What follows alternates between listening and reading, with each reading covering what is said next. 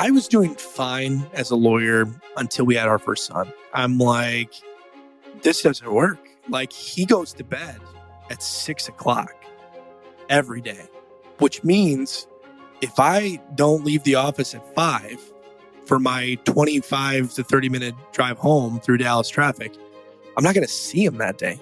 That started to kill me. Welcome to Transitions, a podcast that explores the inflection points and critical moments behind the success of today's business leaders. I'm your host, Tim Ludwig. In each episode, I interview a successful founder, investor, or entrepreneurial leader and explore their lives' most critical moments. You'll hear stories of growth and resilience and find inspiration to help you navigate your own crucible moments.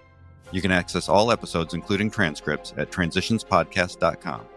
My guest today is Eric Pacifici, a founding partner at SMB Law Group. Eric has a background in big law, having worked in M&A at some of the most prestigious firms in the country.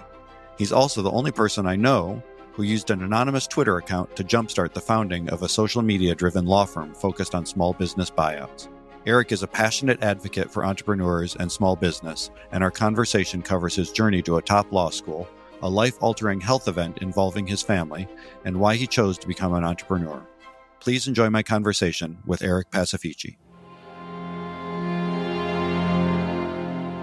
Where I'd start with this is with pizza. Ooh.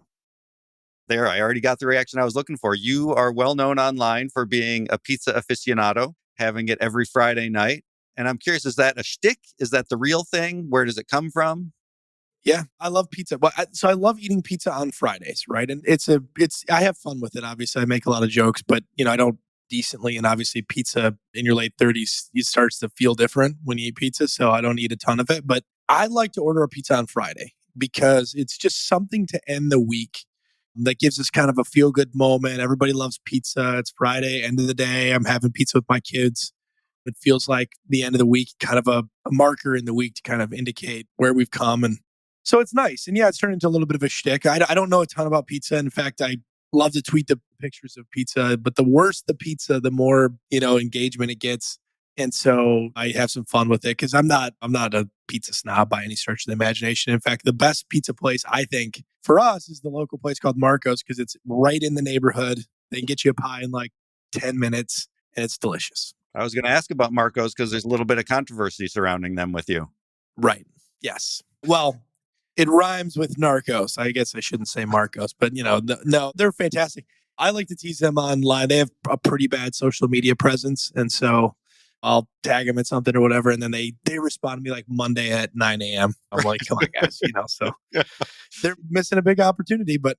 Yeah. And you're not going to be following in Dave Portnoy's steps with the whole one bite pizza challenge, right? No, I'm not trying to compete with Dave Portnoy. Obviously, I'm not trying to be Dave Portnoy. I love eating pizza on Fridays. I think it resonates with a lot of people. So I keep sharing it. And honestly, if nobody responded to it, I probably would still share it. But a lot of people seemed to click with a lot of people. So it's shows a little personality, which is nice. Let's maybe switch gears and now talk about your background. I want to sort of maybe starting with a 10,000 foot view about sort of where you come from and what the upbringing was like. And then we'll get into some of these more pivotal moments that have been part of your journey to date. Yeah, sure. And thanks so much for having me on, Tim. I love that you're doing this. And I'm excited to hear the other stories, obviously, of people that are going to be coming on as well. So thanks for making me a guest. Where do I start? So my upbringing, I grew up in Michigan, obviously Southeast Michigan, suburb called Livonia. Divorced parents, lived primarily with my mom, and pretty standard childhood, good high quality public schools. Played a lot of sports, played football in high school. Had a lot of fun as a kid, had a great childhood, not a ton of controversy, not a ton of adversity. We were, I guess statistically, we'd probably be characterized as lower middle class, or maybe even if that. My mom was a school teacher for the Detroit Public Schools for 30 years. So we had her income, and then had a stepdad come into the picture a little bit later, like my preteen years. So we had a little bit of an income adjustment there, but not a ton of money, but also not a ton of problems either. It was a pretty classic, like 1990s, early 2000s childhood and upbringing. So by high school, you were sort of known as an athlete. Were playing on the football team, starting quarterback. Yeah, so I probably focused too much on athletics in high school. I grew up in like a very sports-oriented family, watching a lot of football, a lot of basketball. playing a lot of Little League sports, which was a ton of fun. Learned a lot of skills as a kid playing sports. I think how to be a part of a team, how to lead, how to compete, but probably focused too much on sports and athletics. In high school, was the starting quarterback of my varsity football team. As a sophomore, I was the first sophomore to ever do that. In my high school, we had about 2,500 students, so it was a large high school. But then, in my senior year, I actually got supplanted by a kid behind me who was much better. Went on and played college football. So I had kind of a fun. In hindsight, it was a good experience because when I got moved up to varsity, I was probably 15, maybe going out there playing with like 17 or 18-year-old kids at quarterback where they're trying to kill you. So there was some maturation from that process, but then also then getting supplanted by a person behind you that was better than you. So there was some maturation from that as well. So in hindsight, it actually worked out quite nicely, I think, the experience that I had from an experiential standpoint. But graduating from high school with a 2.5 GPA, was not focused on academics. I guess I've always been a kind of a quintessential lawyer because I knew exactly what I needed to do and where the line was, and that's exactly what I did academically. I don't think I failed a single class in high school. Never got anything less than a C, but probably never got anything higher than a B or B minus either. So, Eric, was that just lack of effort for the most part, or was it lack of focus? Like just that was what you were capable of then? I was focused on social life and athletics and having fun. Wasn't thinking much about life after high school really until graduation day or approaching graduation, and then realizing my friends and guys that I had been playing football with, all of a sudden they're going off these colleges. And I kind of was like, wow, I didn't realize you guys were doing all that. Coming back to the grades again for just more a second, I had another question about that. Did having a lower GPA like that and not excelling at that point in your academic career, did that impact your self-confidence or your self-belief in what you were capable of academically? Or was there always still inside you like that, I know I could do better if I just applied myself more? 100%. Yeah, it never affected my self-worth, self-image, my feelings about my intelligence. I knew I was going to be successful, Tim. And I guess whether I'm successful today or not, I'll let other people be the judge of that. But I always knew that in life I would be successful. And I still feel like I'm going to go on and do great things. And I just I didn't know what that path was going to be. And truthfully, in hindsight, in high school, I had a really good friend, a best friend who I'd spend almost every day kind of with. And his dad was a successful entrepreneur, kind of in the blue collar space. He was doing general contracting and plowing snow and doing roofs and all that. He would take us around to do all these different jobs. And so I kind of thought as a younger person that I'd pursue that route as opposed to kind of a traditional college route. But meanwhile, my mom was also a teacher. She had been a teacher for 30 years in the Detroit public schools. She had multiple master's degrees and all that. So she had been saying education, education, education. So I knew I was going to college. So I had kind of a swirling of things. And meanwhile, I didn't have the maturity to say, well, let me just do good in school just in case I want to do blah, blah, blah. But I will say, Tim, when I did eventually get to the point, because then I would go to 4-year undergrad and get into the honors college and then and we could talk more about the actual pathway, but go to Duke Law School. When I was applying to those law schools, having been that 2.5 student not very long before, there definitely was a mindset of like, am I doing this with a straight face? Like, do I realistically have a shot to get into these schools? Trying to apply to Harvard Law School. But I felt like I needed to do certain things to make sure that I could do it with a straight face. And so there was a little bit of an extra kind of late bloomer process that took place there. Let's get into that a little bit because it wasn't a linear path for you education wise after high school. There was like, it was not like I just went to school for 4 years, then I went to law school for 3 years, and then I worked for big law. Like there was a lot more in that part of your journey than I think what people might normally assume. Yeah, it was a long, winding path. And there's a famous Steve Jobs quote where he says he was given the commencement at Stanford. He says, you cannot put the dots together looking forward. It's only in hindsight that you can connect those dots. And so my story now in hindsight looks like it makes a ton of sense, maybe. But at the time, I was just trying to do the best I could at each step. But chronologically, what happened was I started undergrad at the local community college called Schoolcraft College. They're in the same small town. I think not small town, but in the same town that I grew up in. I think a credit hour was like $62 a credit for somebody in the city.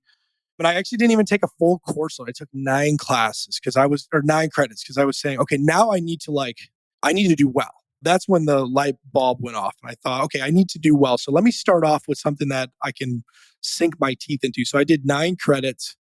In that semester, I was goofing around on campus, and I got a Disney internship, interviewed with the Disney program again, not thinking that they'd hire me because the grades and everything. And this is down in Florida when you were in school in This is in Michigan. Florida. I'm in Michigan. Yep. This is for an internship in Florida. It turns out they're just looking for cheap labor. So they hire me. I go to Florida for a semester as a brand new undergraduate student. First time leaving the town, first time being away from my parents. Frankly, didn't even think my parents were going to let me do it, but they were like, yep, go for it. So I was like, wow, okay. So I come down here where I now live actually most of the year, not too far from where my internship was, and had an incredible experience. Met people from all over the world. I'm working for this great company, doing interesting things every day. And so then transitioning back to Michigan at the conclusion of that was like a holy, I need to, now I need to go because now I've seen outside of my little bubble, even outside of like the state schools. And I really want to go be in the world and do things and meet people and have some fun and live life. And at that point, like I'm realizing like the pathway to do that is to be successful within school. So we got to go. So I go back to the community college. I sit down in one chair in the library, had a pretty nice library, one chair in the library. I'm like, I'm just going to study my ass off. I'm not going to get up from this chair until I know everything I need to know to get 4.0s in these classes. And so really worked extremely hard. Finally had that first semester where I got a really solid high 3.0 or high 3 grade point average and thought, wow, okay, I can do this. Pretty exciting moment to realize, okay, like I knew I had the capability, but now I'm seeing it come to fruition. I leave community college and I go to a 4-year school at Western Michigan University. I chose Western for a variety of reasons. Again, it felt bite-sized. No offense to Western. I love Western so much, but it felt doable. You know, I had thought about trying to apply to University of Michigan at Ann Arbor because at this point I've got like a high 3 GPA, nearly 4 GPA at the community college. I probably could have got in on one of like their transfer equivalency programs or the like, but I'm like, you're not ready for that. You know, let's go somewhere where you know you're going to do well or you feel like you could do well. So I go to the 4-year school at Western. I spend a semester. I get a 4.0 GPA at Western, I think in my first semester. I apply to the honors college, and I'm an honors student at the school. I spent 2.5 years at Western before graduating. Graduated with like a high, almost 4.0 GPA, honors college, got a bunch of awards and whatever, Phi Beta Kappa all of a sudden. So now I've transitioned in like a 3 or 4 year period of time from like a 2.5 high school student to like nearly 4.0, Phi Beta Kappa, whatever, just, you know, all the different awards. That's pretty amazing. It's just like you just flip the light switch and like, boom. I guess obviously when you live it out, like it's not that way, right? Like it's a lot. And I joined a lot of organizations too. That was part of it. Like I really dove deep on education. I was the chief of staff for the student government. I was the student representative for the newspaper. I was giving tours for the honors college. I was working in the admissions office. I mean, the list I was representing the Disney company on campus for the internships, like the list of things that I was now doing, like I was everything all in, still having a lot of fun, probably too much fun, but really now going, okay, this is my key, like to getting out of here and, you know, is to do well. So, and I remember walking on campus and just being like stressed, Tim, like just like everything's riding on this. It's so important. In hindsight, it's kind of silly, but graduated from Western, went and took a job actually with a company now called Rocket Mortgage, Quicken Loans is what it was at the time. I'd spent some time actually while I was in community college working for them in sales. I did 2 years of sales or whatever, selling mortgages, and an incredible experience. I would highly recommend that anybody who doesn't know what they want to do with their life, go do some sales, right? Because it'll teach you urgency. You're moving fast. Time is money. It'll teach you communication skills. It'll teach you competition. It'll teach you tying productivity to output or compensation to productivity, which is a super important thing for someone to do. Had a ton of success selling. I had a month in towards my second year, was the highest senior banker commission in Rocket Mortgage history. It was like a 45, I'm sure it's been passed now, but got a $45,000 commission check as like a second year entry level in a month. Yeah. So super excited. It's a ton of fun. But meanwhile, I'm applying to law schools because I'm going same ethos. Like now I'm really committed to education because I'm going, okay, like this is the keys to the kingdom or to society. And so I really need to invest in that. So wanted to go back to Even law with that school. level of income, you still were saying, I'm willing to forego all that and go back into education and get a law degree. Because $45,000 commission check is not nothing. No, it was cool. I made six figures in my first year. You're selling. And at the time, I had thought that there was a way in life to guarantee yourself an income or guarantee yourself kind of a higher level of whatever in society or in life, as opposed to sales, where sales is what did you do for me yesterday, right? What are you doing for me this month? That's what I'm going to pay you. And I wanted something more. And in fact, I remember having a conversation with a colleague going, man, if I could just, because we had the benefit, Tim, of seeing, we would pull 10 to 15 credit reports a day. We'd look at everybody's personal finances, all their trade lines, all their credit card debt. We'd find out how much they have in retirement savings, how much they earn, where do they work. And so I'm looking at entrepreneurs, I'm looking at people who have been in the military, that have retired from the military after 20 years and that have retired from a company and now they've got three incomes. And I'm seeing all these different anecdotes over 2 years of how you can be successful in society. And I remember having a conversation with one of my colleagues at the time who actually, he's now like a high level vice president of that company. And both of us going like, man, if we could just have $250,000 a year in salary, like that would be so sweet. You just show up, you get your 250 and whatever. And it's funny because he continued on that route. I went on this route. And I now know that like none of that's true. Like no matter what you do, unless you're like a public school teacher or whatever you and I go do, Tim, like we're going to need to sell. We're going to need to have a track record. We're going to need to be productive and successful. So you never get what I thought I was going to get out of a law degree. I guess I could go work for the FDIC or something, but I don't want to do that. So I give it up. I go back to law school. I actually applied to a variety of law schools. And now at this point, really want to move to Florida. Love it down here. My objective is to live in the state of Florida, work, whatever, but not for Disney because I want to be able to make a better living. And I get into the University of Florida at Gainesville. So I'm like, all right, sweet, we're going. We come down. I spend my first year of law school and something planted a bug in my head before law school, actually. I've been reading a ton on a forum called Top Law School. It's like a really comprehensive forum and about how to be successful in law school, but a number of things, particularly like the transfer journey. And somehow I got it in my head that maybe I could go to Florida and then transfer to one of these top schools, maybe even Harvard. And got really excited about that idea. Bought all these books on how to be successful in law school, like had all this stuff. Before I even started law school, I knew exactly what I was going to do, how I was going to approach the courses, and just ran the play and grinded. Again, I sat down in the library at the Levin College of Law in Gainesville and just studied, Tim. I mean, like nothing else. And I had the benefit of the sales background, right?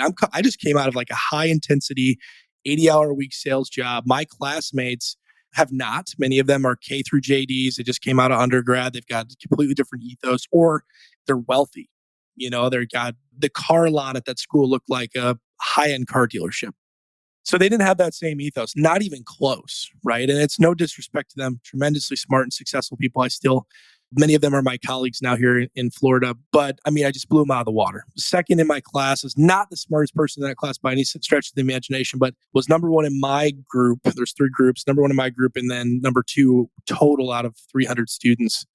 In that first year, both semesters was number two twice, which was a little bit frustrating, but there's a lot of intensity sort of wrapped up in what you're talking about. I mean, going all the way back to the start of your story that we've been talking about, or like you're sort of all in on all these things. I imagine it was the same with football. And then you go to college and you find this afterburner and like the intensity of like, I'm going to plot myself in this chair in the library and I'm not coming out until I've done it all. And then you get to law school and I'm just going to outwork people. I may not be the smartest, but like with work and focus, like I will achieve all of my goals. I mean, is that a fair characterization? Are you an intense person like that? You sort of get consumed by these goals?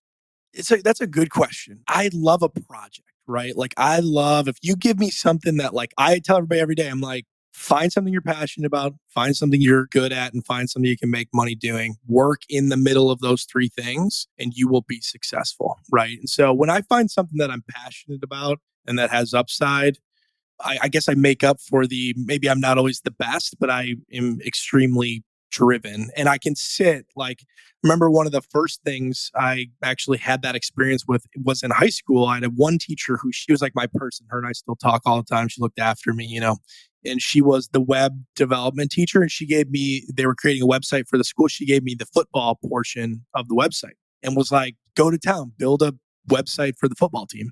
And I sat there like a crazy person. Like I was the first time I'd ever focused on anything. And I remember learning HTML and all this different stuff and the little icons. And I made like an amazing football website, videos and all this. Right. And so I've had those experiences throughout my career, whether it's from that stage to, like you said, the different levels, the sales, even very focused.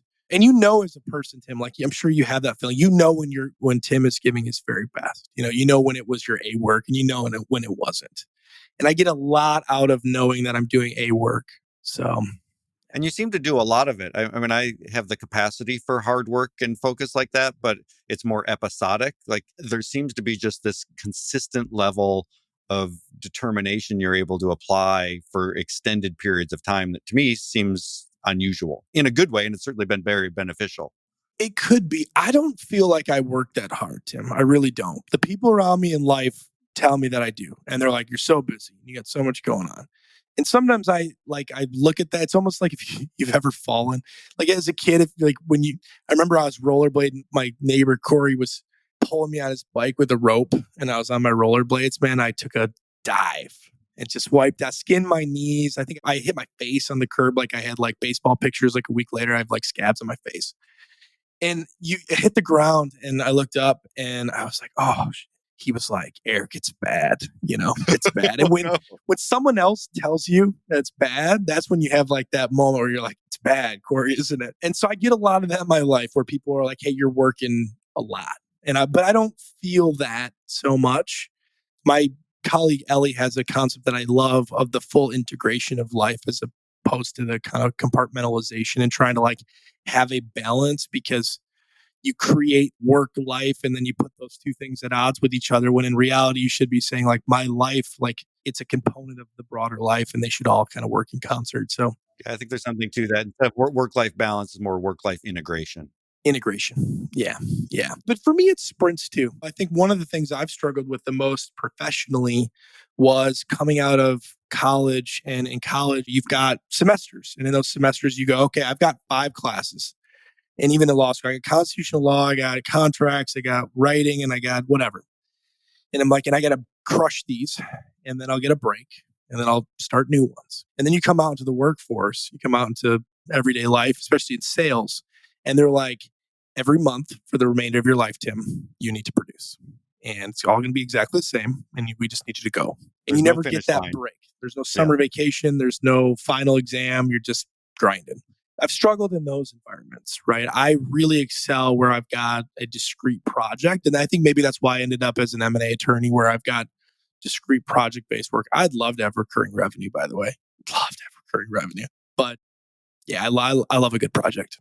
Got it. Okay. So back to the law school journey here. So you were an L1, is that what they call it? Or 1L, whatever the nomenclature. Yeah. 1L, and crushing it, second in your class. And you'd already sort of, before you started law school, started thinking about maybe there's a possibility to transfer. You've got your aspirations set high. How does that go? Yeah, so I go into law school and I'm like, I'm going to try to apply to Harvard. Because at this point, I'm just pushing my luck. You've seen my journey from 2.5 to undergrad to whatever. And I'm like, let's see how far we can take this. So I'm like, can we get all the way to Harvard Law School? So I go all in. I get second in my class after my first semester. Because the first semester, I'm like, inputs are one thing, but like, is it going to translate? And then it translated. So I'm like, oh shit, we're in play. Like this could actually happen.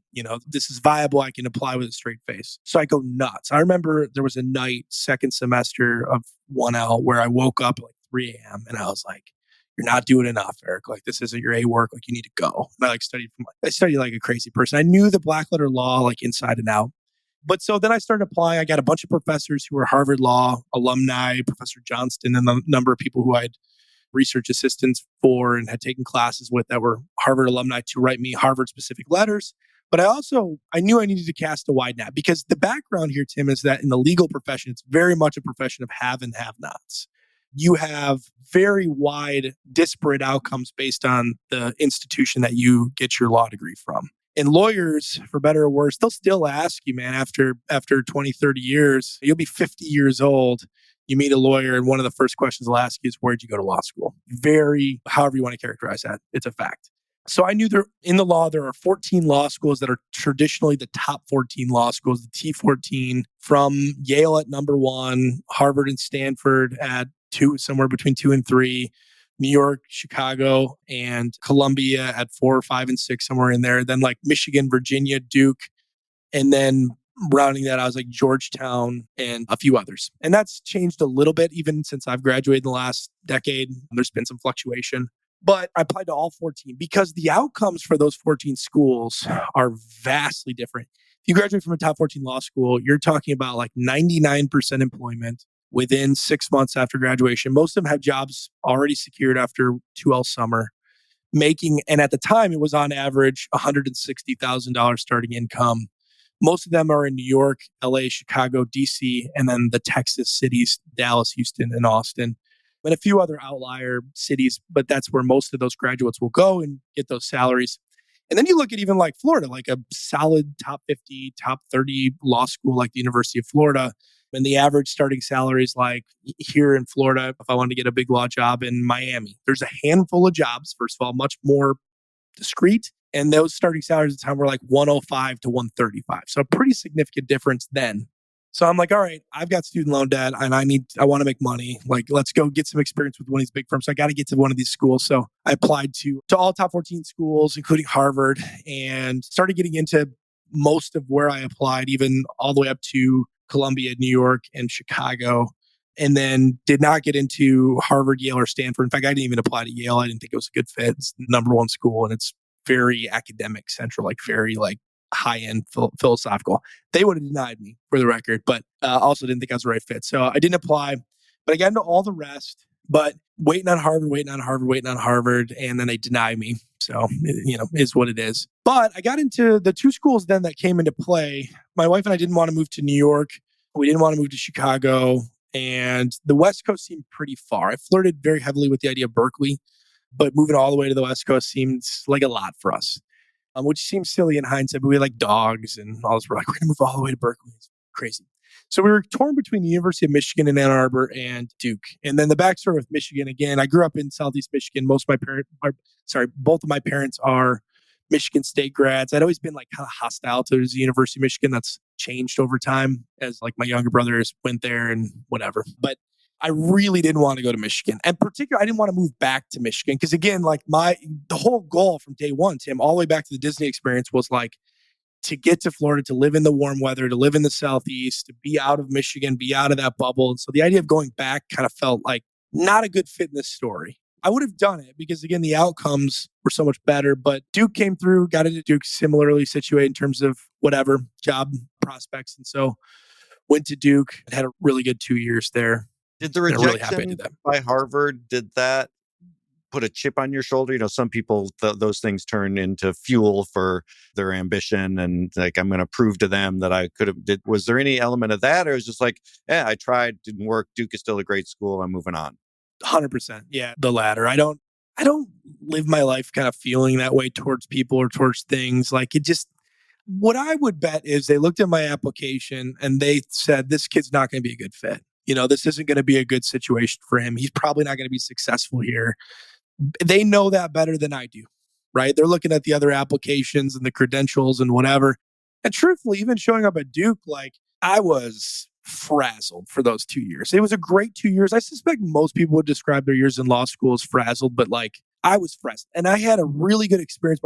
Duke won't rank you, so I don't really know. But my first semester at Duke, I was a 386. And I remember the admissions counselor, the career counselor who they linked me up to, Adrian, she came up to me. She's like, Eric, like, that's like top 5 students in our class. Now, that was second year, right? And they, how much are people putting in an effort in the second year? But these kids at Duke were like, it was crazy. I was in a banking regulation class with a guy named Lawrence Baxter, he was vice president at Wachovia Bank before it failed. He's one of the leading banking experts in the world. And he asked the class, this big bank regulation, it's my first semester. And he said, how many of you in this room have been to Hong Kong? I swear to God, Tim, and maybe it was self-selection, but every single hand was up. I was like, who are these kids? Who is this cohort? So it was a really good experience. So it's quite conceivable that if I had gone to Harvard, I would have been in over my head and it wouldn't have been a great fit for me. So no ill will towards, yeah.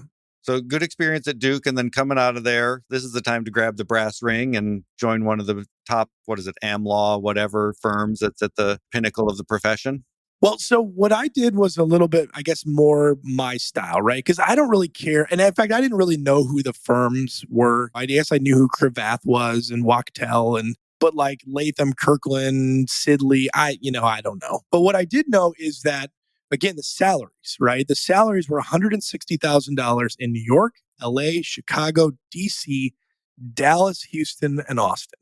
So where would you want to go, Tim, if you're a rational actor? There was a chart put out by Above the Law in the year that I graduated, and it had Dallas as the number one city in America for first year lawyer buying power, index for inflation. And I remember running the numbers. I took federal income tax and I had a study partner named Mark who was going to a firm in New York. He actually just made partner at a big firm in New York. Awesome, awesome guy, really smart guy. But him and I did the math and we, did the index it for inflation and then consider tax, right? Because he's paying city tax and state tax and New York tax, whatever. And I'm going to Texas, not paying any state income tax, any city tax. And at $160,000 in Dallas at the time, you would have had to have earned $315,000 in New York. And he wasn't. He was making 160 also. So we had the ability to go to a city with much lower cost of living, pay off our student loan debt. We really invested heavily in paying off our student loan debt early on in the process. And so I was kind of thinking more about it from an investment, return on investment perspective than I really was from a legal perspective. I ended up having a really great legal experience. And I actually am frankly kind of glad that I went to Texas as opposed to some of the other markets. If I could do it again, like maybe I would have tried New York or I would have tried one of these bigger cities I was a little intimidated by, I guess, back then. Did you know what kind of law you wanted to practice coming out of law school, or was that secondary to just getting a job that paid that amount of money? Secondary to getting a job, right? Because again, I'm thinking, hey, I'm not a kid I don't have a safety net. I got to get a job. So they do on-campus interviewing for second year summer where you go. It's a cool process. It's kind of a neat American tradition, but all the law firms will come to campus and you do a lottery system. You bid for the firms. You go to a local hotel. We go to the Hilton and the law firms take different rooms and all of the law students line up on the hour.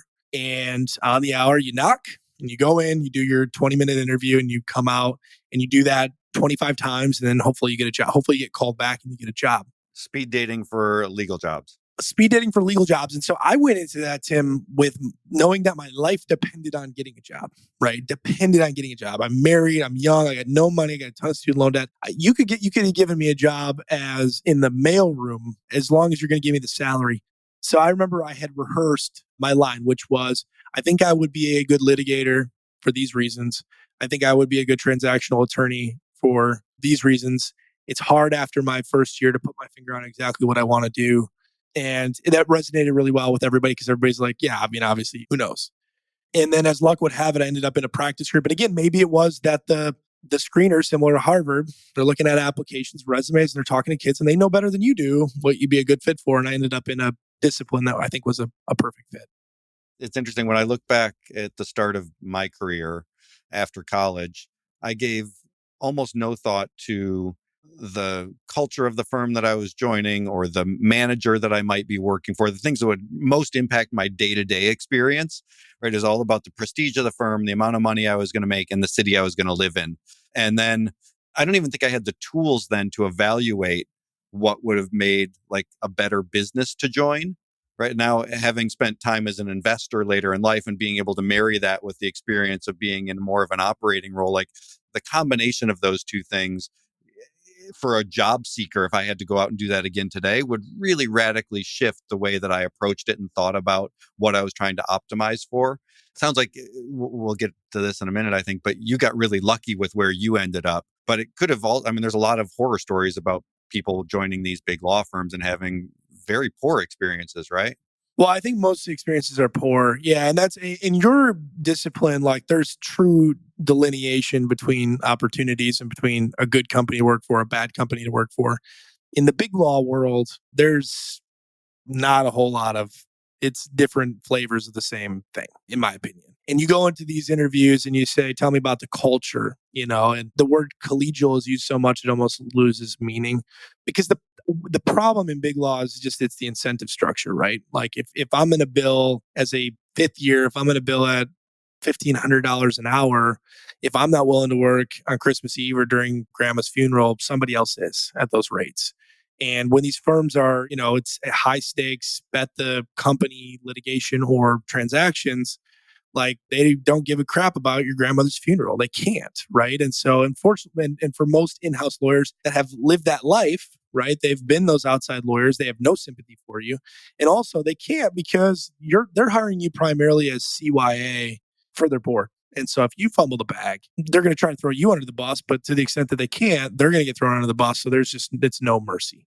So once you understand that and look back at it after with a decade worth of industry experience, you go, what a silly question to even ask. Like, nobody cares about the culture. The culture is work hard and serve the clients. Culture is build your resume and make lots of money and then maybe move on, or maybe 1 out of 100 that makes partner. And you look at these guys and gals that are 6, 7, 8-year attorneys in these firms, and like the level of life in their eyes it's interesting. What happens to the people that go through that whole process and don't make partner? A couple of things in practical terms. Either you go to another firm, oftentimes there'll be another firm in town that will take a chance on you, make you a partner. Not as good of a firm, of course. Or you go in-house, or you become of counsel. And they basically say, Tim, I'm not going to make you a partner. I'm not going to give you equity in this firm, but you can continue to work for us. Sound good? But so the payoff at that point is much, in almost all those situations, the payoff is probably much less than if you actually become an equity partner. Yeah. Yeah. Getting a slice of the pie at a AmLaw 100 or a top law firm is incredibly lucrative, but primarily because they screen so much. But they're never going to tell you, Tim. They will keep you around, and they will, as so long as when they're ready to get rid of you, all of a sudden you'll get a bad evaluation and all this stuff will come out of the closet. Until then, it's going to be everything's great. Don't leave, Tim. We're going to make you partner. We're considering you, blah, blah, blah, because you're a laborer. You're revenue for them. So their incentives are to keep you as long as conceivably possible. And it is what it is. But how many people are going to feel bad for a Duke, Michigan, Berkeley, Stanford educated attorney? Like, if you don't realize that, then that's on you. All right. So you moved to Dallas. You started as an associate. You're making the $160,000 a year. What was that like? What were you working on? Yeah, so I started with a firm called Baker Botts, actually, which historically there had been 3 firms in the state of Texas that were the Texas firms. There were no national firms in Texas. They couldn't get in because Texas was very insular. In fact, so much so that when I was applying to law firms, the colloquial wisdom was, don't even apply because I'm from Michigan. They're not going to hire you.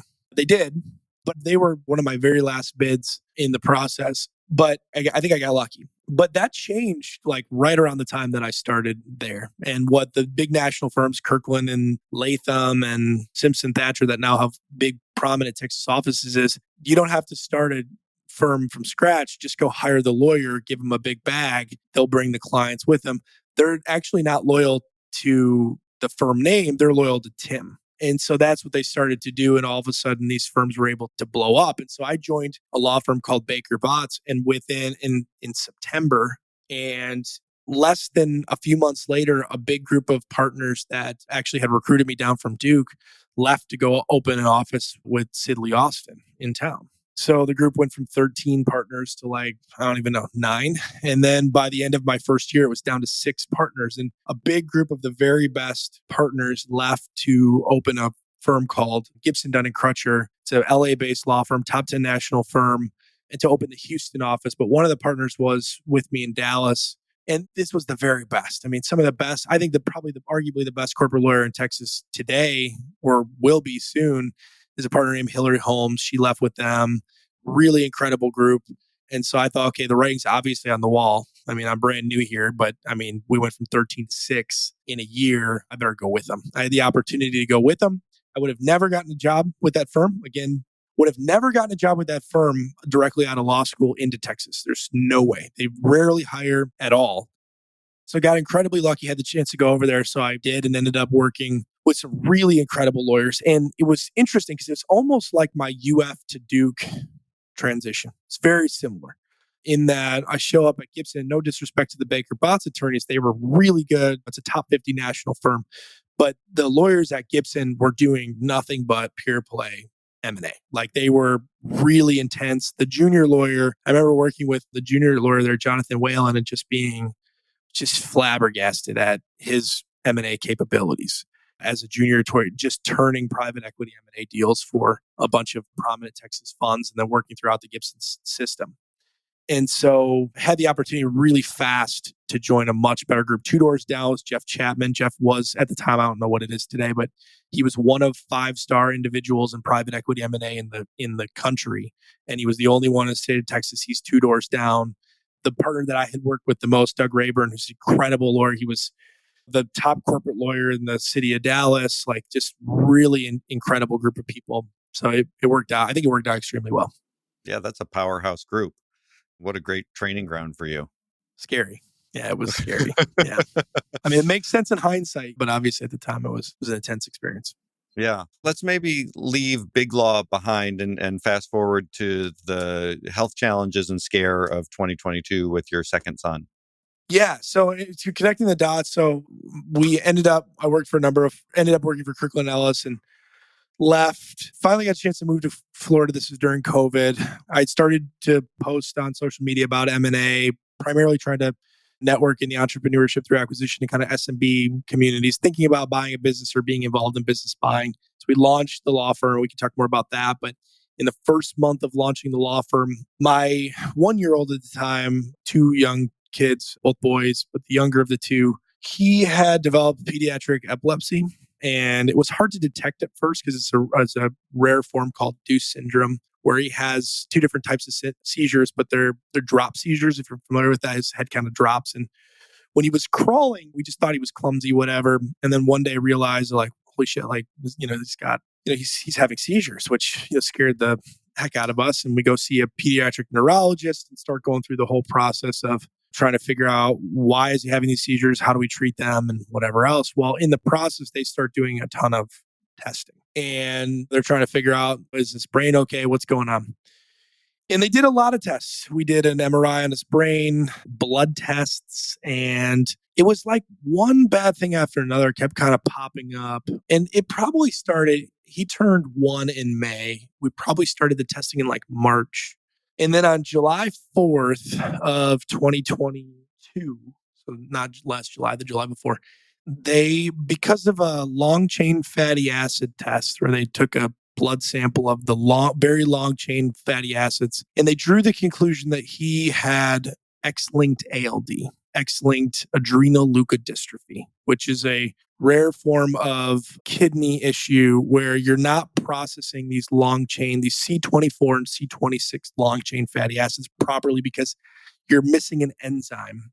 And when they detect the buildup of the long chain fatty acid, to the doctors and everybody's credit, when you detect that, there's a very few number of reasons why that would be the case. And they're all a death sentence. And in fact, X-linked ALD is, frankly, it's the best of the bunch. If you have to have one of them, you want to have XALD because at least you can do some stem cell stuff and some different stuff that I can talk about that can prolong your life. But suffice it to say, most children and it only affects boys. It's given from mother to son.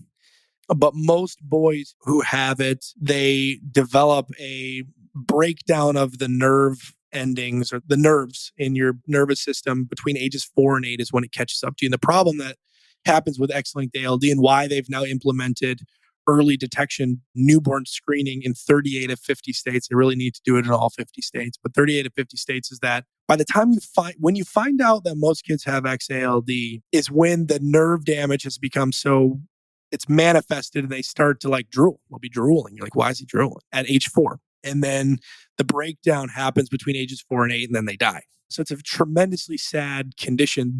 Our story is that they were wrong. And we get this My Chart notification on July 4th, 2022, middle of the day, I'm sitting in my backyard, and it's the My Chart, and it says indicative of X-linked ALD. And at this point, we're going, what's going on? Something's going on. Did you know what X-linked ALD was when you got that My Chart notification? Never even heard of it, Tim. So obviously, what do you do as a parent? You immediately Google it, and it immediately sends you into a scary state of total panic. Yeah. You call the doctor, doctors, they're all off because it's July 4th. I don't know why their system is set up to do that, but they pushed it through to us on July 4th.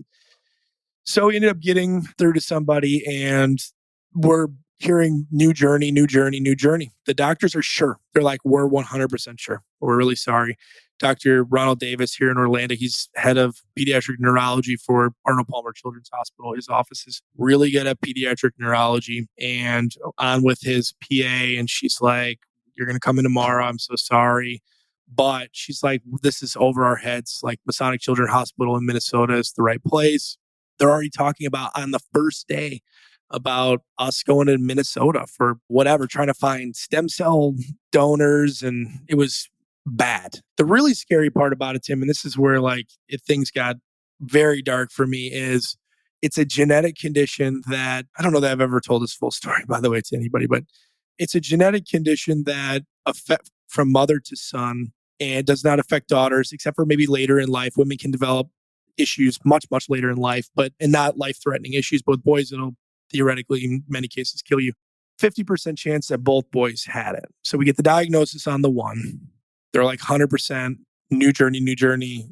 And I'm the only person that's doing the read because now I'm reading everything, Tim. Because like, again, projects, like give me a project. I'm reading everything, Tim. I'm reading the studies. I'm reading the studies on the study. I'm reading the meta studies. I'm looking at the C24, C26. I'm looking at charts within these charts, and I'm charting his on the chart. But I'm also the only person, it seems like, that realizes that if Edison has this, there's a 50% chance his brother also does. And then I'm like, what are the odds? And of course, you're Googling it. Now all of a sudden you're finding like 60 Minutes episodes and stuff like that with brothers that both have X-linked ALD. I'm literally, Tim, I'm dying. I've just started the law firm. And the doctors weren't suggesting that you test the other child. Well, so the process was a nightmare. So July 4th is when they give us the diagnosis, and this is your healthcare system. We go in, but the main doctor, he's on vacation because it's July 4th. He's not come back till July 12th. So come in on July 12th. So, and then we got to go see the geneticist, and she was amazing. She's with Arnold Palmer Children's Hospital in Orlando. We go, she's a genetic doctor, and but she's saying that we're going to do a rushed test through Invitae of the little guy, but we'll wait to see what it comes back with before we test the 4-year-old. The problem is, Tim, I just described how this condition works, is that it kills boys between the ages of 4 and 8 in most cases. He's 4. Okay.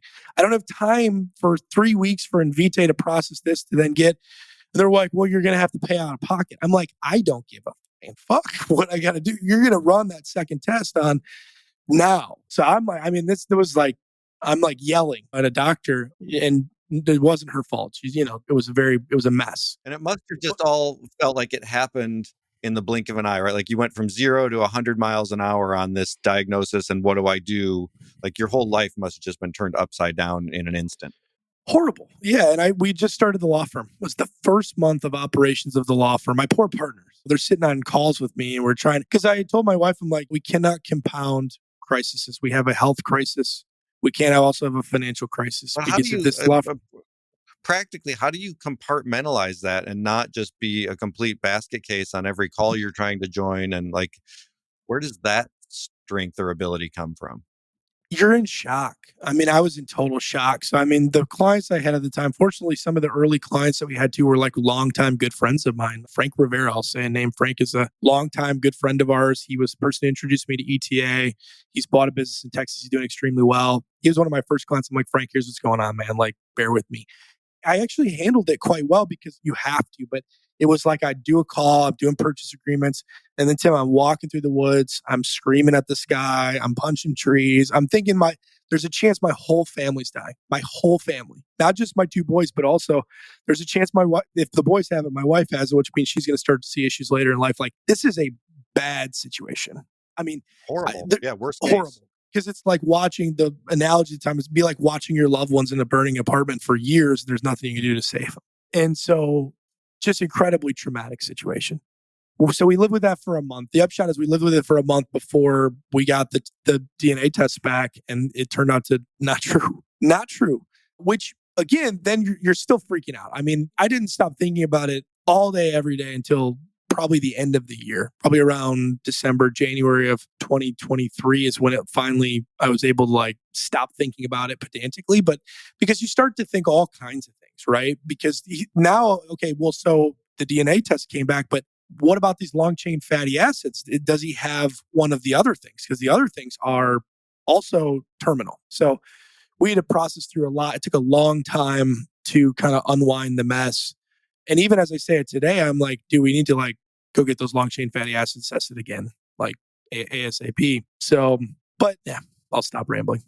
No, that's not a ramble at all. I mean, I'm so thankful that the story has a happy ending and that it was a misdiagnosis, but even that must have been traumatic, right? To just being able to go through that kind of a cognitive journey of like, everything seems to be okay. Yes, my child has epilepsy, but it's manageable, to my whole family may have a death sentence, to oops, they were wrong, right? Like, I mean, the swings there are gigantic. I mean, almost impossible to imagine. Yeah, I have some gray hair. This was as a result of it, but for real. But in addition to starting the firm, unfortunately, like everybody, my partners were incredible throughout that process. The logical question I get from everybody is like, are you mad? Like, how mad were you at the end of it? And I was like, I wasn't, because I promised God in many long conversations that we had over that period of time that if it was not true, that I would not be mad. You know what I mean? Like those were like concrete promises that I had made. I think it was, in hindsight, one of the best things that ever happened to me, because it's hard to live through something like that and then go back to worrying about ordinary day-to-day stuff. You know, So say more about that. Like, what are the other residual effects that, now a year and a half or so later, not, is that right? Well, however many months it is later, like what's sort of stuck around, what's changed? well, first of all, I have so much appreciation for those little boys. I'm not going to cry here. I'm going to take a breath, but we do a ton of stuff, and seeing the development that they have, just seeing like little strides, particularly with Eddie, because he still does have pediatric epilepsy, and knock on wood, but that can have a profound impact on cognitive development. And fortunately, he's been seizure free for, an extended period of time, and knock on wood and pray that that continues to be the case. But so when I see him take strides, it's like, it takes my breath away every time. He does a little kids class, and he's very wild. He's a wild little boy, which is not a bad thing. It's No, right. is what it is. And seeing him start to like, things to click, and the cooperation and being awesome. And last Tuesday, he was like I'll say it as his dad. I'm biased, but I think he was the best one in class. Like he was awesome. And like stuff like that, man, it's just like I could break down and cry at a moment's notice, just on day-to-day stuff. So it's good to have appreciation in life for little things. But No, that's a great gift. I mean, I think if you can take one part of that experience and turn it into something like that will be with you for the rest of your life, to appreciate those special moments, that's really precious. yeah, we deal with a lot, Tim, particularly as entrepreneurs. You're an entrepreneur. It's high highs and low lows. And it's stressful in a whole variety of ways, particularly when you're doing transactions. And I've always been a pretty low stress guy. I don't get very anxious. I'm not a worrier. I really do feel, and maybe that's why I've been able to just like set aside some of my early struggles and just get on with it, because I don't worry too much about things. But having been through that, I mean, at this point, what could you throw at me that is going to make me feel like the world is ending? Right. Yeah. What's harder than What that? happened is I felt like the range of possibilities was this big. This is your low. This is your high. I thought it was this big. And it turns out it's bigger than the frame of this picture. The range of possible things that can happen to us.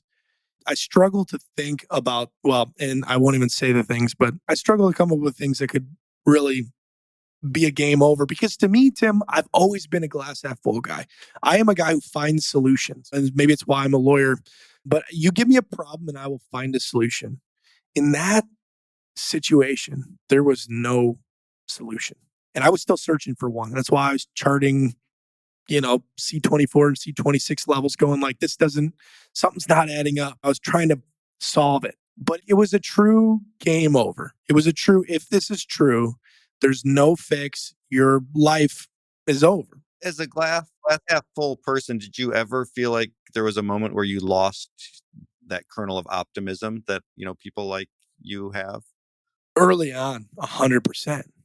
Because the way that it played out is they were like, this is 100%. This is your new journey. For like, and I don't know how many days or weeks that was. I don't know. And so to get my head wrapped around, what is this? What are the potential implications? And then get to a place where, like, of course, now my brothers there taking care of us. I was sitting there on a Saturday night with a notepad and a bunch of papers on the kitchen table, going through all the different test results in the my chart and comparing them to metadata and all that. And finally getting to a place where I'm going, something's not adding up. Like, yes, his C26 numbers are in this range, and like that's not a good thing, but like the C24 and the C26 together is just like not making sense. And so when we actually went on July 12th, so I guess it probably happened fast because we finally meet with the head of pediatrics on July 12th, and I've got a notebook. I'm like, here are the things that I need you to make sense of this for me.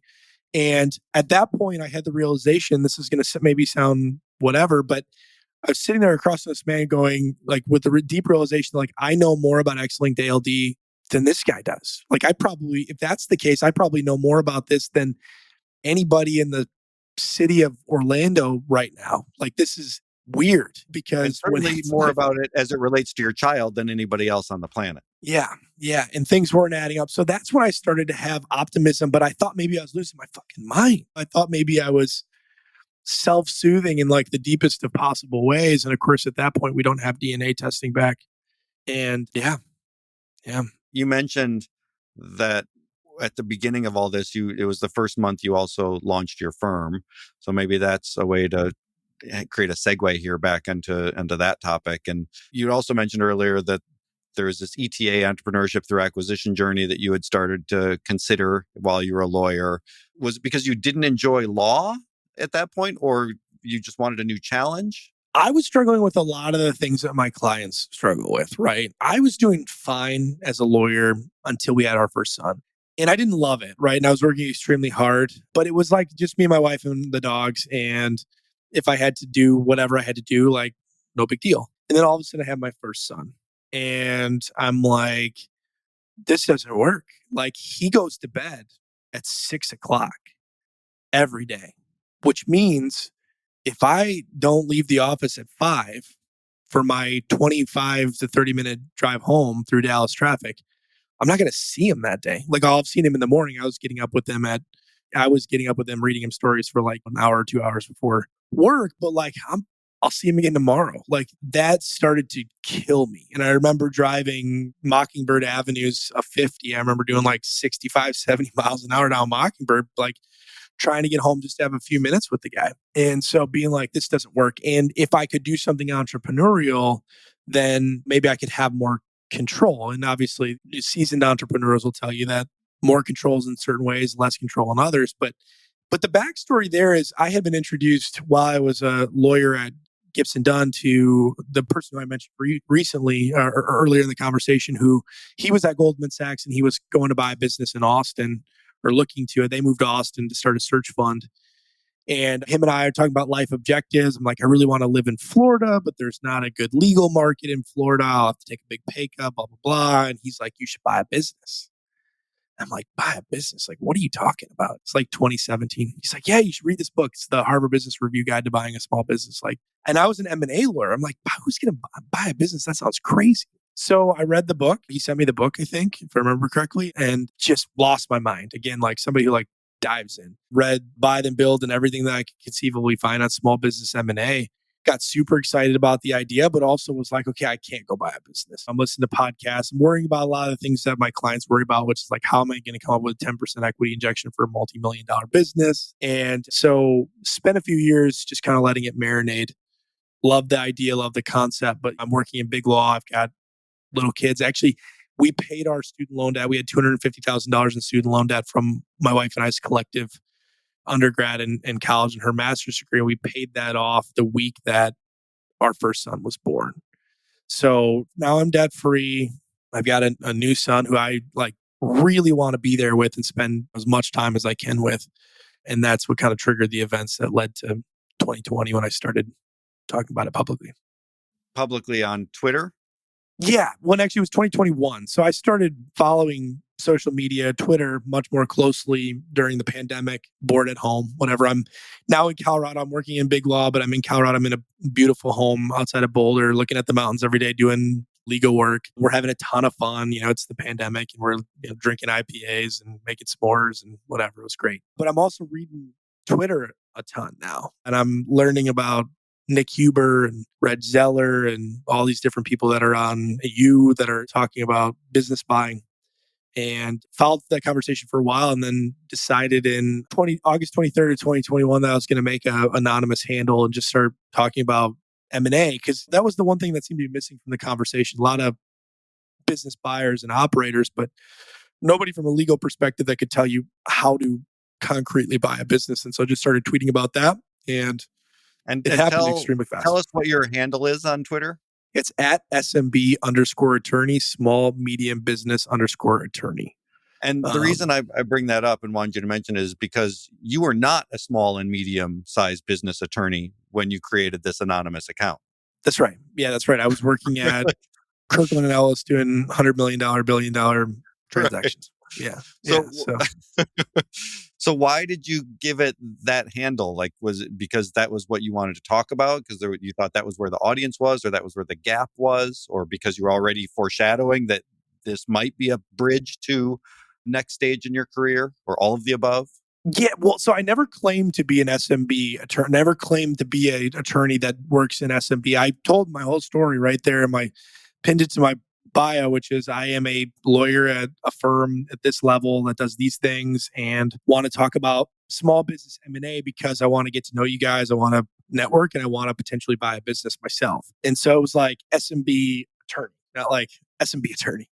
But what happened was I started having conversations all day long, every day, with people who've bought businesses or are operating businesses and talking about M&A, talking about reps and warranties and having guesswork Invesco. Hey, what's market for these indemnities or whatever, deposits and working capital, and learning little bit, and having these conversations. I remember little things like a guy named Mike Botkin here in Central Florida telling a story about working capital in SMB where a seller had told him working capital sounds like a you problem, and kind of learning how these sophisticated, true mid-market M&A concepts now apply to Main Street sellers where it's dramatically different. And I was very ethically compliant as an early stage social media lawyer. I still try to be, but now that I'm public and you can go to my bio, you can see who I am, you can talk to my clients, you can talk to you about me, there's a little bit less of an onus. But when I was in an anonymous account, because I started out anonymously, I felt very concerned about losing my job at Kirkland because I had no idea any of this was going to happen. I thought I was just experimenting, talking, whatever, and very concerned that I was going to get in trouble from an ethics perspective. So I was very, very cautious. So I was always completely honest. I still am. Yeah. Completely So honest. most of the information started to come through direct messages, it sounded like, and people reaching out to you so that you could then move the conversation offline. Well, even then, I was not taking transactions. I was working at Kirkland. My hourly rate was like, I don't even know, $1,500 an hour, somewhere in that range. And so I couldn't take these deals myself, nor could I take any deals or make any money off of it because I was concerned that the content that I'd be put out would be deemed as legal marketing or advertising, even if I was taking like referral fees. And so I was passing work along. So when I get DMs from people, and I started making friends and stuff, but most of the conversation was out in the public. I was out comment sections and yeah. Yeah. So how does that days. turn into the origin story for SMB Law Group? Like, how did these casual conversations and you just filling time during COVID manifest itself into, oh my gosh, now we're going to do this and there's a firm? Yeah, it was a happy accident, right? And both my partner Kevin and I probably tell different versions, or my founding partner Kevin and I and Sam tell different versions of the story. But for me, it was start tweeting about M&A. I don't really know what I'm doing with that other than like trying to learn about the business components of it. And then started getting a ton of people coming and saying, hey, I need a good lawyer for my 2468 $10 million deal. Who do you know? I didn't know at the time that it largely doesn't exist. Like you have small business lawyers who will take anything and everything. And most of the time they're terrible, but they don't tell their clients that. Their clients don't know that. And so we see them on the sell side all the time and they get their butts kicked. Or you've got mid-market attorneys that are built for $50 million plus deals that are good M&A lawyers, but they bill by the hour. They're really expensive and they're really annoying. And they'll have 12 matters going at any given time. And your $2 million deal is going to be the 12th most important thing that they're working on. So you know what that translates to. So we started having conversations about potentially starting a project. And Kevin's a really good corporate lawyer. He started his career at Cravath. He was working in-house. He was doing some of the deals on the side that of people that were coming to me. And I finally talked him basically into the idea of starting a firm. But the missing element that we had, because again, I was not an SMB attorney to start, the missing element was kind of that Main Street true transactional experience. So we went out to a guy named Sam Rosati, who is a really awesome person. But Sam, he was a lawyer by training, went to UVA Law School, and then he bought a business, exited, and now he invests and he still keeps his law license. And we said, Sam, like, we need to marry up our transactional experience with your Main Street experience. And so we did that. And I think it made a nice, complemented very well. One of the other things that you did that was really interesting is your product development was all sourced from your future clients online. Like there was a lot of testing going on about, well, tell us about some of the things that you were testing and trying to ideate around to form the shape of what you now do. Yeah, well, it was a product of, I think, Kevin and I saying, like, we don't want to just start another law firm. Like, I don't want to start a crappier version of other things that already exist. And honestly, Tim, like, I don't love the legal profession. Like, I just don't. Like, I think I'm a good lawyer. I think I'm a good transactional lawyer, but I think I'm more of the rainmaker personality type in the culture index. My culture index is the rainmaker cast type, or probably even if I took it multiple times, I probably would even dabble like in the daredevil section, which is like maybe not the great cast type to be like a long-term lawyer, right? So to me, I'm like, yes, I will start a law firm, but this needs to be a legal business, not another generic law firm, because you go build, and one analog is a law firm in the city of Dallas that has somewhere in the neighborhood of probably 50 plus lawyers now, built by a very well-connected individual. He's the son-in-law of a prolific NFL football player. They run in deep in the Dallas wealth circles. He founds this firm. He builds it up to 50 plus lawyers. They're doing everything from litigation to corporate to bankruptcy to everything. And then in comes my buddy who left one of the big law firms I was in Texas, joins that firm, becomes head of the corporate department in that firm.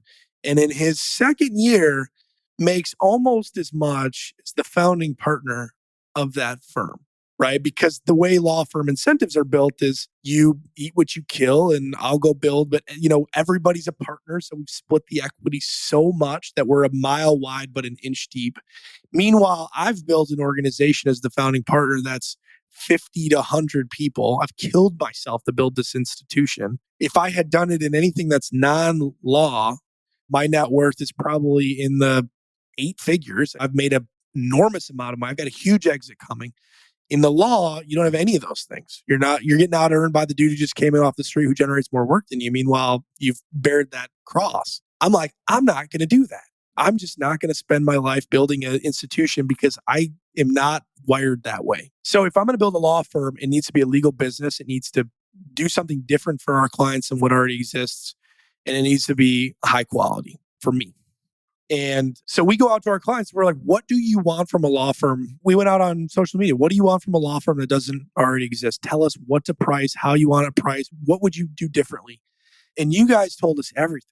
You're like, here's how to bill. Here's what to bill. Here's how to charge it. Here's the things we're worried about. Not everybody's worried about the same thing. So obviously we had to kind of pick and pull. But I would say by and large, 85% of legal consumers or more do not like the billable hour. They hate the billable hour. They don't just dislike it. They vehemently hate it, so much so that they don't want to talk to their lawyer. So they're like, we need certainty of spend, Eric. We need to be able to talk to you as much as we need to. We want to be able to go to lunch with you without feeling like you're going to bill me. I want to be able to call you after a call with opposing counsel and just have a laugh if something silly was said. I want to have a relationship with you, not a transactional experience that's incredibly expensive, because then also the incentives are a disaster, right? And so we're like, okay, cool. Let's do a flat fee. They're like, we're also concerned about busted deal fees in transactions. It's a big risk to us. And we're like, okay, let's make some of it contingent. We can't make it all contingent because of legal ethics. And then also we have a business to run here, and we can't do that if. And also, again, then you have the incentives problem. If I'm completely incentivized to get you across the finish line, like what is that going to do to the way I think about things? Like, are you okay? And we had a collaboration with our clients before they were our clients and said, what if we do X, Y, and Z?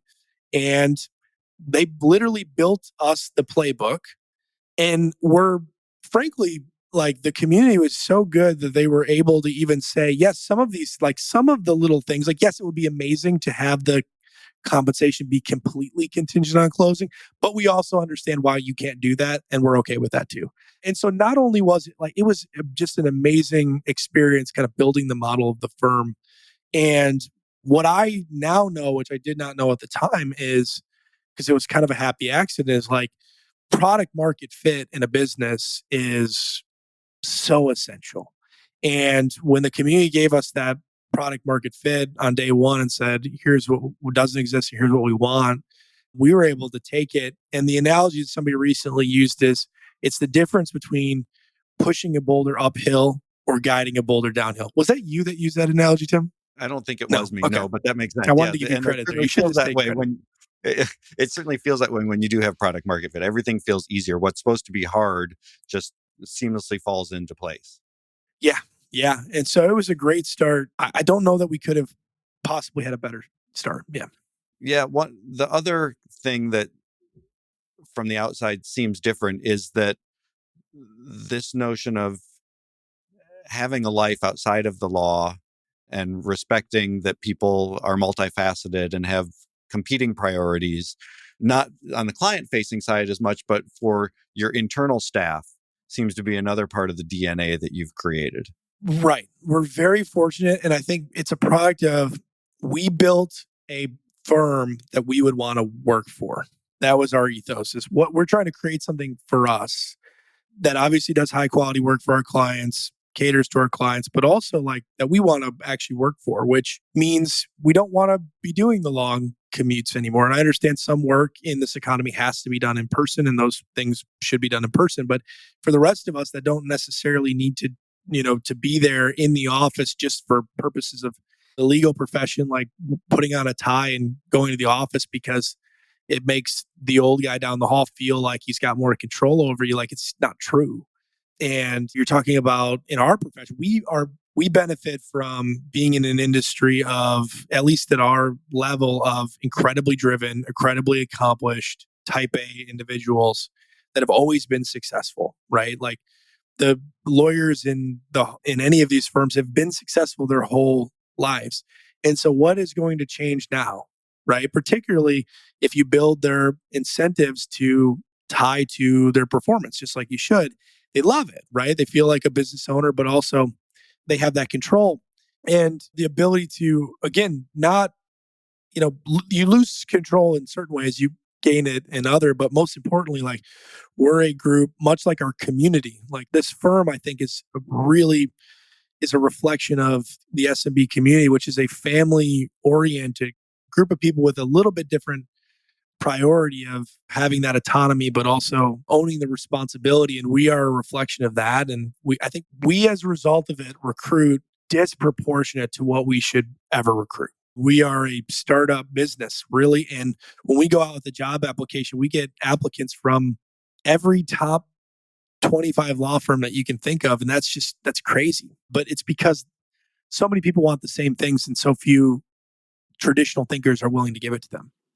And growth has been like a rocket ship. I think plus or minus $1 billion in transaction volume in a little over a year. I mean, just phenomenal numbers.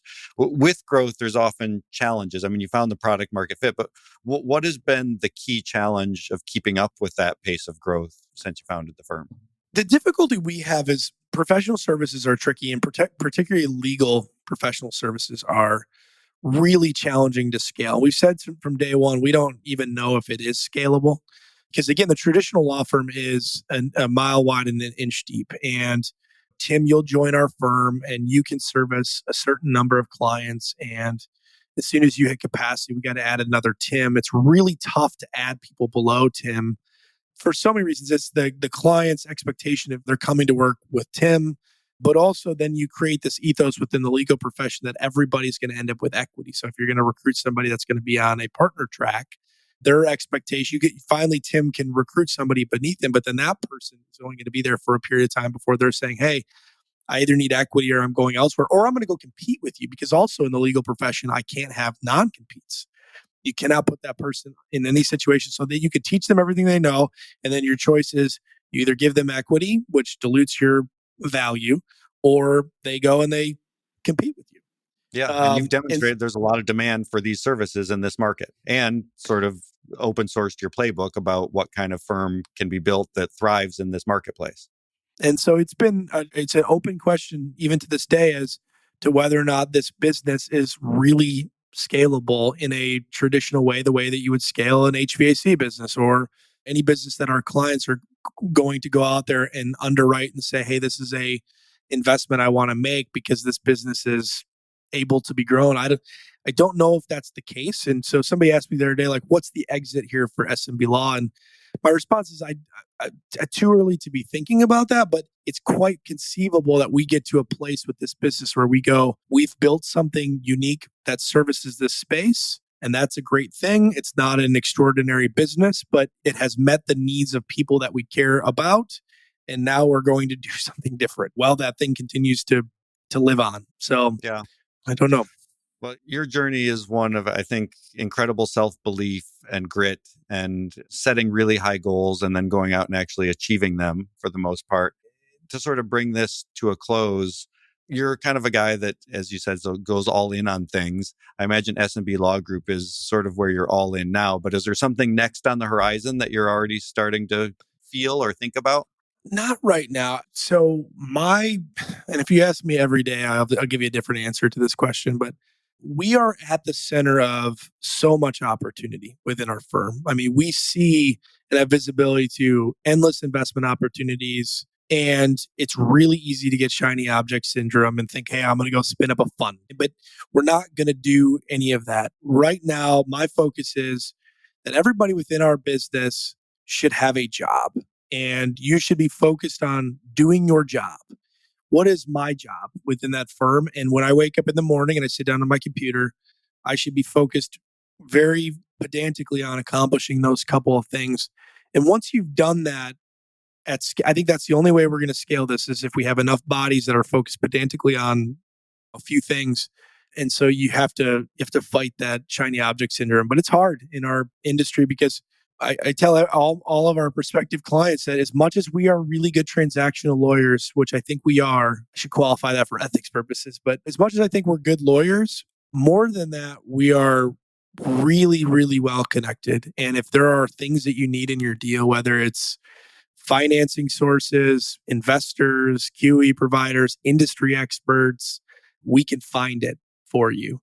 And the problem with that is it also comes and finds us. So Yeah. I don't Has know. your We'll see role what the already future. started to change? That was supposed to be my last question, but it sparked another one, which is, has your role already started to change within the firm from being a transactional lawyer with a full client load to, do you have to do more management, firm building activities, marketing? Like, what's the split and balance for you?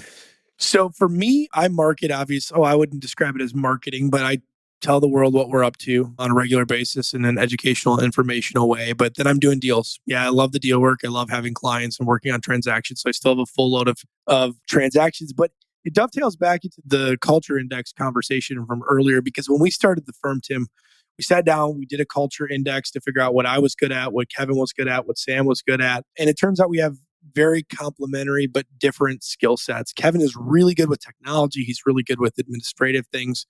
He is also a really good lawyer. He doesn't want to do as much social media. You know, he's not wanting to make a fool of himself all the time like I am. And then you got Sam, who is your accountant type and much more of a business builder from 0 to 1 kind of guy. We brought in a chief of staff who is really kind of our COO, runs the business from an administrative position, and he's building beneath him. And so we've done a pretty good job thus far of getting right butts in the right seats. And so I don't think I'll ever be the CEO of anything, Tim, because that's just not my skill set. But I can appreciate that. Well, thanks for making all the time and congratulations on all the success. And I'm most grateful for you being willing to share as much of your story as you did. And I'm really excited to see where you guys all take SMB Law Group in the future. yeah, thanks, Tim. This is going to be a cool podcast, man. I'm excited to excited to find out who else you have on here. So drop these episodes. Let's get going. If you enjoyed today's episode, you can find transcripts and show notes at transitionspodcast.com. Please also feel free to share this episode on your favorite podcast player with friends and colleagues who might share an interest in exploring the most critical moments from the lives of today's business leaders.